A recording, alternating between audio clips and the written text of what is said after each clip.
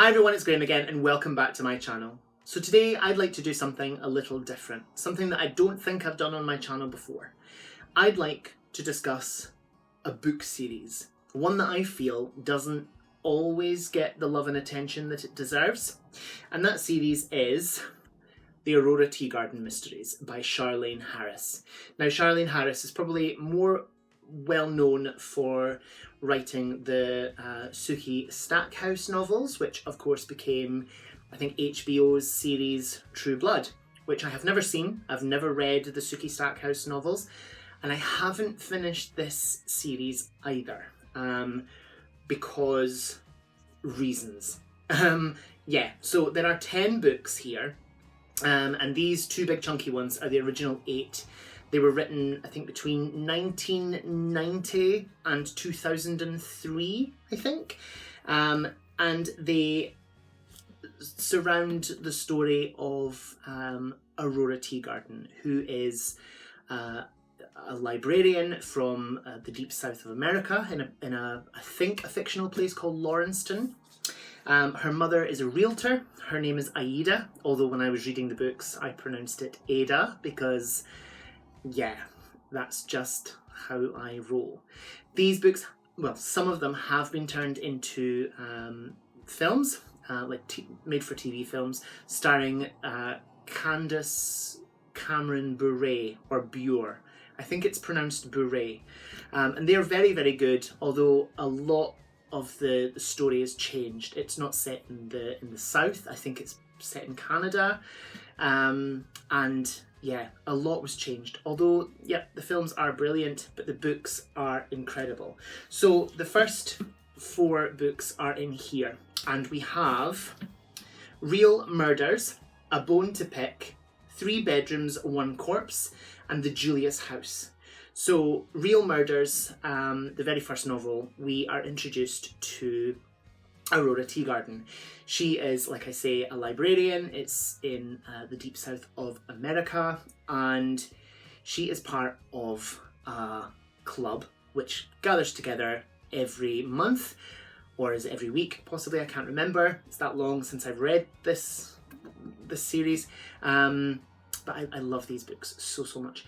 So yeah, she is part of this this group that gets together, like almost like a book club, but they talk about murders, and each person takes a turn discussing a different murder. And the very first book, it's Aurora's turn to discuss the murders, and then murders begin to happen in real life that mirror the cases that they talk about in the group. It's just so good. Let me read the back of this to you. On the surface, Aurora Teagarden, Ro to her friends, doesn't look like your typical heroine. After all, librarians aren't renowned for stumbling over dead bodies or being caught up in murderous situations. And Ro might live in a sleepy little southern town, but her life is anything but quiet, as suitors and murderers vie for her attention. Gathered here are the first 4 of the Aurora Teagarden Mysteries, an unputdownable mixture of small-town gossip and dark, deadly mysteries. So I first purchased this edition from a charity shop about 10, 11 years ago, and it was either 50p or £1. And when I read the back, I thought, that sounds so up my street. It falls under the category of cosy mystery, and I think it's probably in the YA genre, but yeah, there's nothing wrong with that. The writing is so witty.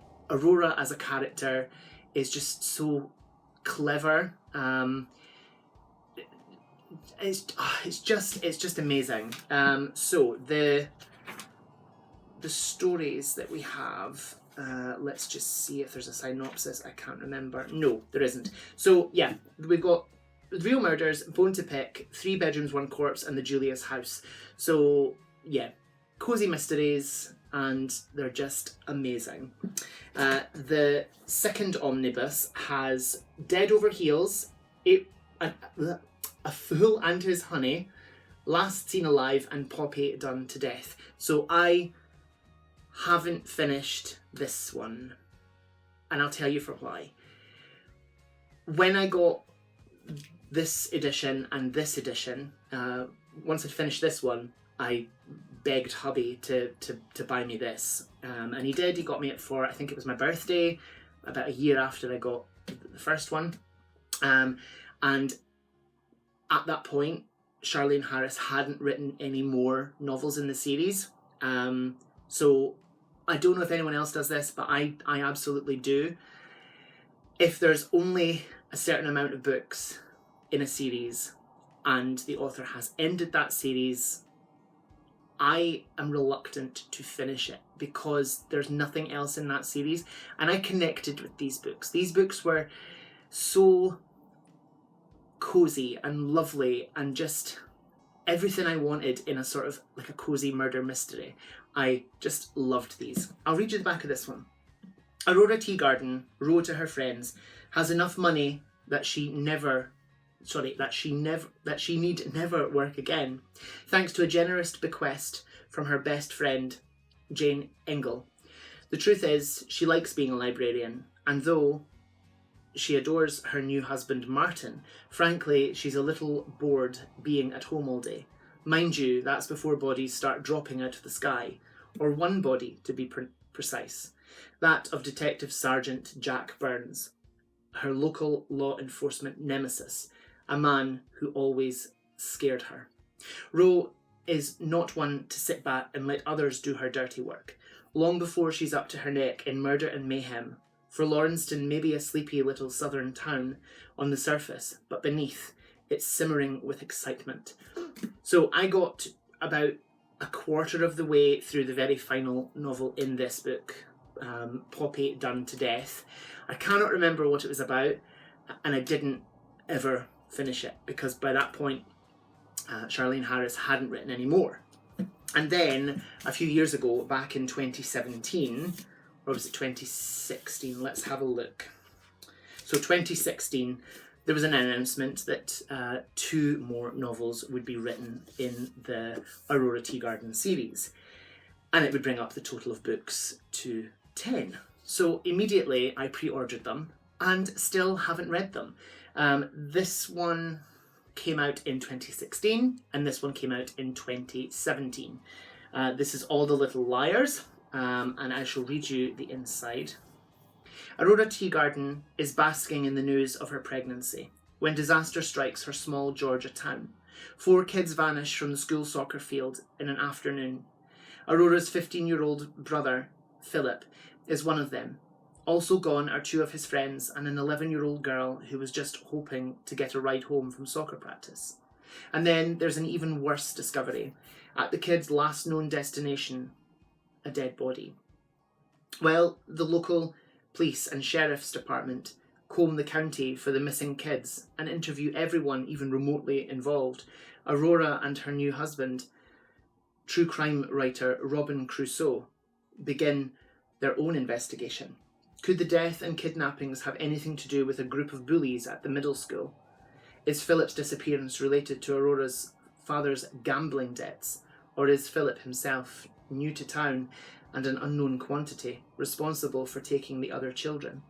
Regardless of the reason, as the days go by, the most important questions remain. Are the kids still alive? Who could be concealing them? Where could they be? With Christmas approaching, Aurora is determined to find her brother, if he's still alive. After more than a decade, #1 New York Times bestseller Charlaine Harris finally returns to her fan favourite Aurora Teagarden series with All the Little Liars, a fabulously fun new mystery. So I haven't read this one because, I just haven't. Then the final one that was published is Sleep Like a Baby. And again, I haven't read this one. In Sleep Like a Baby, the latest installment of #1 New York Times best-selling author Charlaine Harris's Aurora Teagarden series, Robin and Aurora have finally begun their adventure in parenting, with newborn Sophie proving to be quite a handful. Rose's mother pays for a partially trained nurse, Virginia Mitchell, to come help the new parents for a few weeks. Virginia proves to be especially helpful when Robin has to leave town for work. dearie me, one of these days I will get through and be able to read it properly. And Ro is struck with a bad case of the flu. During one particularly stormy night, Ro wakes to hear her daughter crying and Virginia nowhere to be found. Ro's brother Philip helps her search the house, and they happen upon a body outside, but it isn't Virginia's. Now, not only does she have a newborn to care for and a vulnerable new marriage to nurture, but Ro also has to contend with a new puzzle.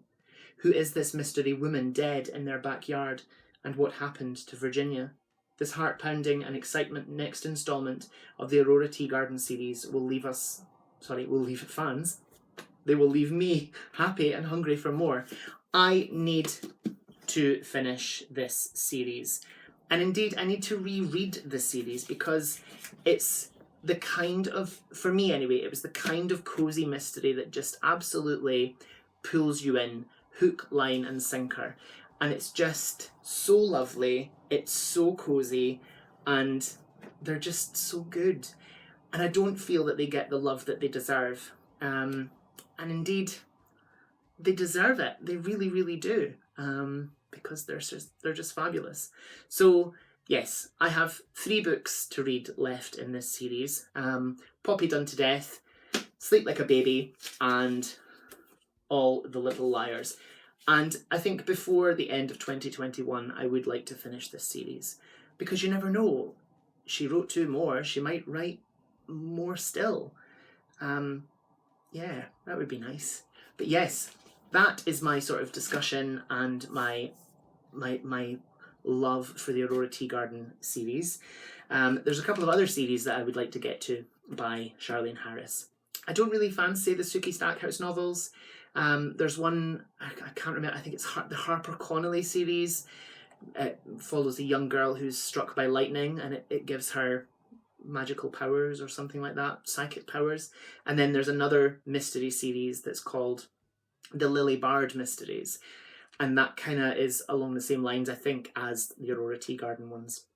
But yes, I do need to finish these and reread them, because they're just amazing. And it is a long time since I read them, so there may be some details that I have forgotten, which is a good enough reason to reread. But yes, that is the end of this rambling chat video. Thank you so much for watching.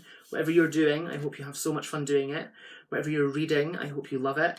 Stay fabulous, be amazing, be yourself, stay safe, and I'll see you again soon for another video. Bye-bye.